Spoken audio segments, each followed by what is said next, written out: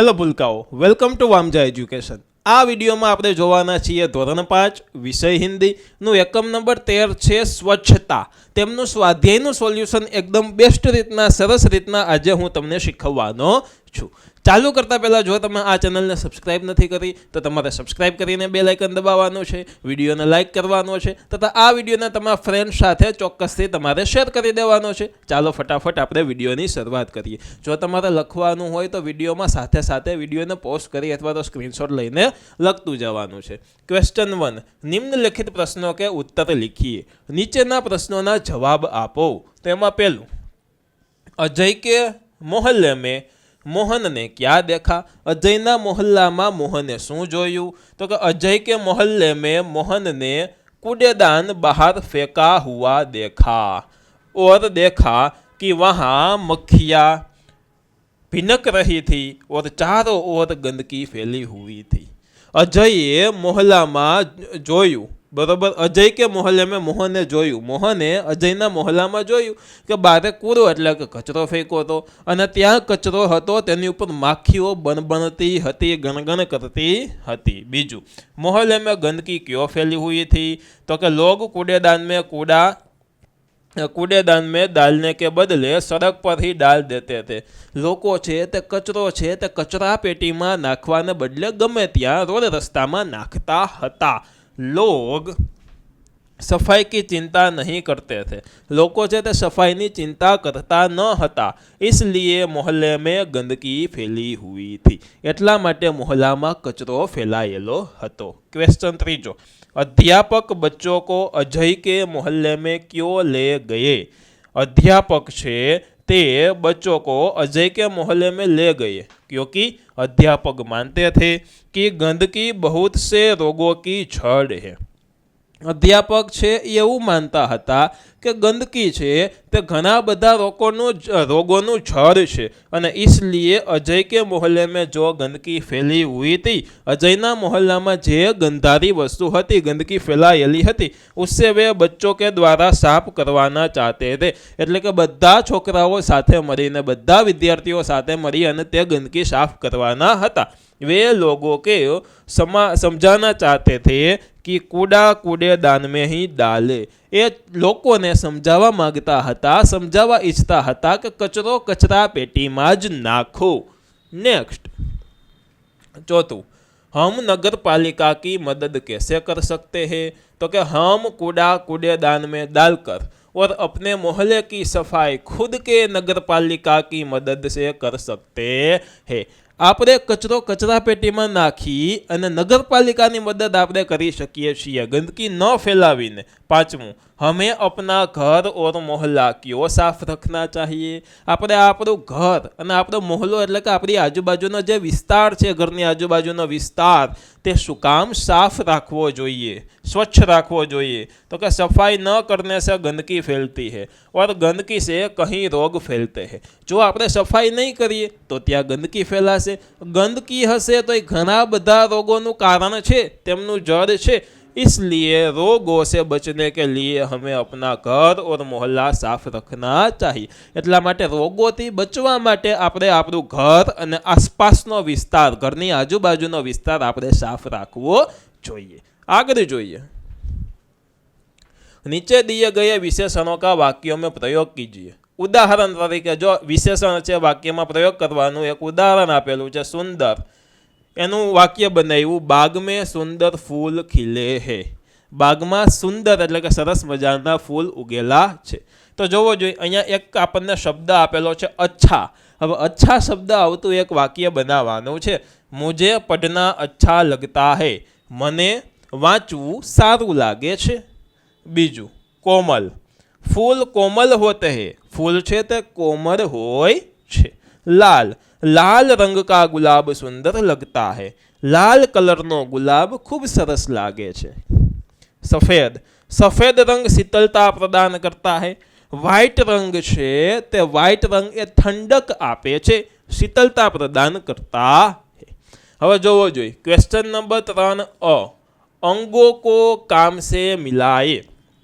अहींया अंगो आपेला छे, अहींया काम छे, तेमनी साथे आपणे जोड़वाना छे, जोड़का जोड़वाना छे। તો પેલું છે કાન સે. કાન સે શું આવે તો કે ગાના સુનતે હે. કાનથી આપણે શું કરીએ? ગીત સાંભળીએ છીએ. ગાના સુનતે હે. આંખ સે તો કે આંખોથી આપણે શું કરીએ? ફિલ્મ દેખતે હે. નાક સે फूल सूंघते हैं. पैर से चलते हैं. हाथों से बल्ला घुमाते हैं. दांत से दांतથી આપણે શું કરીએ? ખાના ચબાતે हैं. मुंह से गाना गाते हैं એટલે કે ગીત ગાઈએ છીએ. કાનથી આપણે ગાના સાંભળીએ એટલે કે ગીત સાંભળીએ. આંખથી આપણે ફિલ્મ જોઈએ, પિક્ચર જોઈએ. નાકથી ફૂલ સૂંઘીએ. પગથી ચાલીએ. હાથથી આપણે બલ્લા એટલે કે બેટ ફેરવીએ. દાંતથી આપણે ખોરાક ચાવીએ અને મુંહથી આપણે ગીત ગાઈએ છીએ. ગાના ગાતે હે. क्वेश्चन नंबर 3 सही मिलान को वाक्य में लिखिए और क्रिया को रेखांकित कीजिए. जो उदाहरण है कई पूछे कि कान से गाना सुनते हैं तो जो ये प्रकार આપણે વાક્યો લખીએ કે हम कान से गाना सुनते हैं, हम आँख से फिल्म देखते हैं, हम नाक से फूल सूंघते हैं, हम पैर से चलते हैं, हम हाथों से बल्ला घुमाते हैं, हम दांतों से खाना चबाते हैं और हम मुंह से गाना गाते हैं. और આગળ હમણાં જોડકામાં મેં સમજાવેલું હતું એ જ ટાઈપે લખેલું છે, વાક્યો લખેલા છે. હવે ક્વેશ્ચન 4 એવું કીધું છે કે નીચે દિए गए દ્રશ્ય કા વર્ણન કીજીએ. અહીંયા એક ચિત્ર આપેલું છે, ચિત્રને ધ્યાનથી જોવાનું છે અને તેમનું વર્ણન કરવાનું છે. તો જોવો જોઈએ શેનું ચિત્ર છે. તો આ ચિત્રમાં મને અહીંયા દીવડાઓ લાગે છે, અહીંયા છોકરાઓ છે, અહીંયા ફટાકડા, મીઠાઈ, અહીંયા શણગારેલી વસ્તુ છે. એટલે મને એવું લાગે છે કે આ ચિત્ર દિવાળીનું છે. દિવાળીને હિન્દીમાં શું કહેવાય? દીપાવલી કહેવાય. એટલે કે આ ચિત્ર દીપાવલીનું હોય તેવું મને લાગે છે. તો ચાલો હવે તેના ઉપરથી આપણે લખીએ પેરેગ્રાફ. यह दीपावली का दृश्य है. एक परिवार दीपावली मना रहा है. चित्र में दिए, पटाखे, मिठाई, उपहार इत्यादि दिखाई दे रहा है. આ ચિત્ર દિવાળીનું છે. એક પરિવાર દિવાળી મનાવી રહ્યો છે અને ચિત્રમાં પટાખે એટલે કે ફટાકડા, એમના પછી મીઠાઈ, ઉપહાર વગેરે વસ્તુ જોઈ શકાય છે. घर में दीपक सजाए गए हैं એટલે કે ઘરમાં દીવડાઓ પણ કર્યા છે. चित्र में एक लड़का पटाखों के पास बैठा है. चित्र में एक छोकरो है फटाकड़ा पासे बैठो है.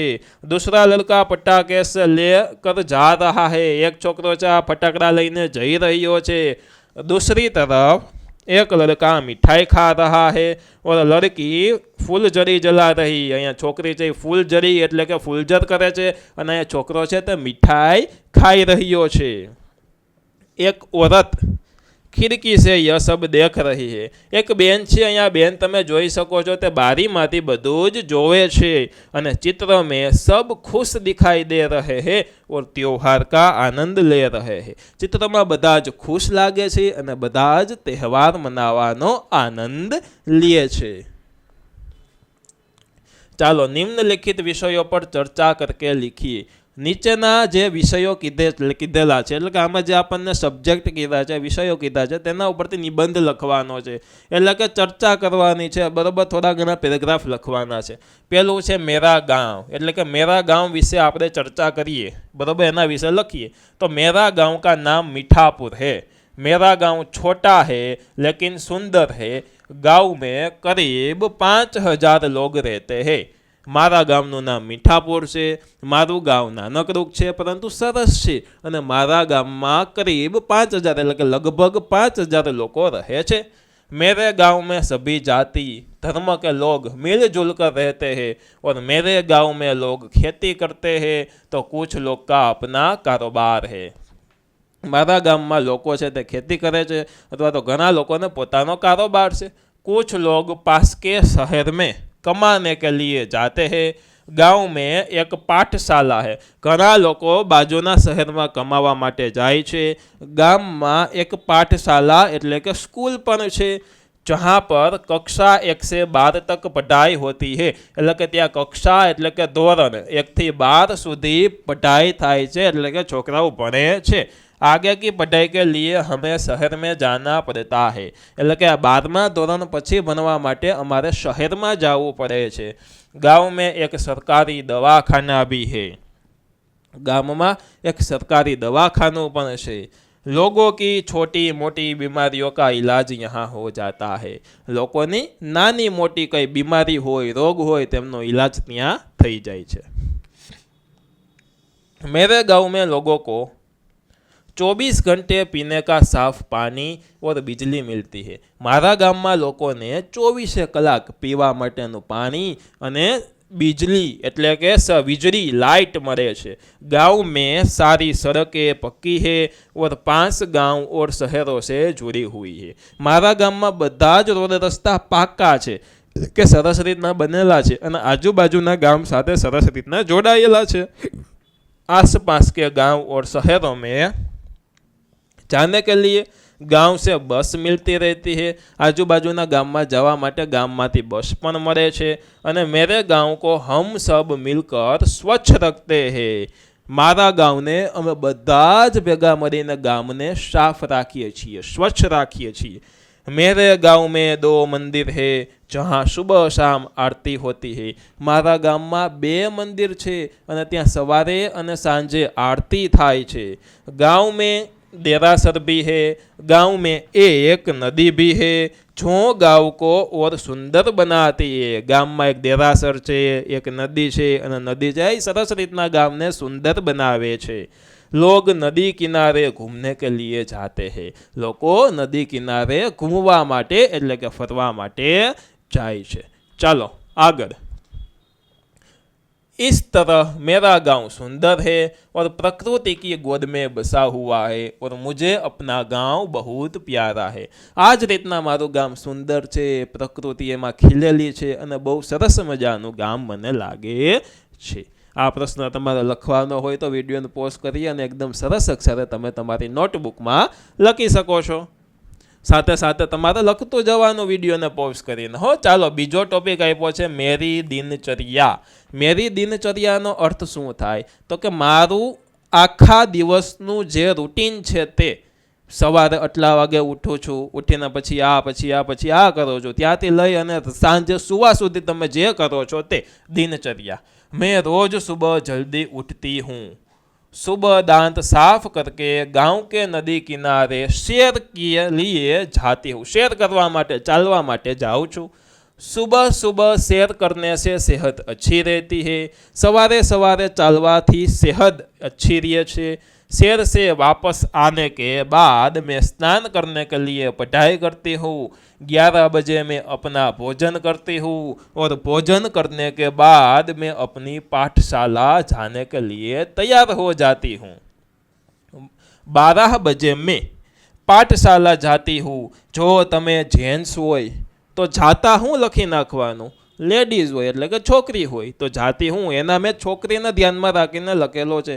कारण के दरेक निबंध छे, दरेक पेरेग्राफ जो तो छोकराओने ध्यानमां राखीने चालू लखेला होय छे, तो आमां में छोकरीने ध्यानमां राखीने लखेलो छे। बरोबर। एटले तमारे तमारी जे जेन्डर छे, जेन्ट्स होय तो ए प्रमाणे, लेडीज छो तो ए प्रमाणे तमारे लखवानुं छे, बॉय होय तो ए प्रमाणे, गर्ल होय तो ए प्रमाणे लखवानुं छे। पाठशाला में मन लगाकर पढ़ाई करती हूँ अथवा तो करता हूँ, एवी रीतना। पाठशाला से मैं 5 बजे वापस आती हूँ। वापस आकर मैं हाथ मुंह धोकर कपड़े बदल कर नाश्ता करती हूँ। शाम के 6 बजे मैं अपने दोस्तों के साथ खेलने के लिए जाती हूँ और मैं खेलकर 7 बजे तक घर वापस आ जाती हूँ। रमीने 7 वाग्या सुधीमां हूँ घरे पाછી આવી जाऊँ छूं।